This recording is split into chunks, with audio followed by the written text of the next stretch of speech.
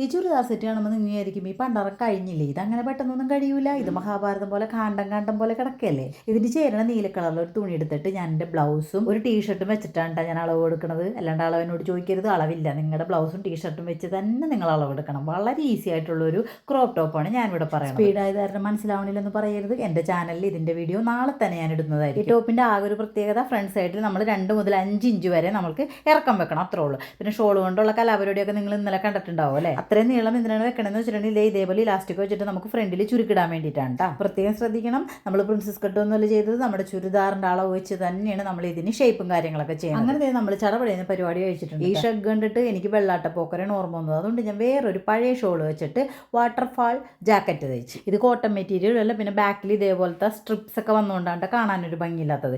ഈ ഷോൾ കുറച്ചും കൂടി നല്ല ഭംഗിയുണ്ട്. ഇഷ്ടപ്പെട്ടാൽ ചാനൽ സബ്സ്ക്രൈബ് ചെയ്യാൻ മറക്കല്ലേ. ഇതേപോലെ വീഡിയോസ് ആയിട്ട് ഞാൻ ഇനിയും വരുന്നതായിരിക്കും. It's mine by Shalimar.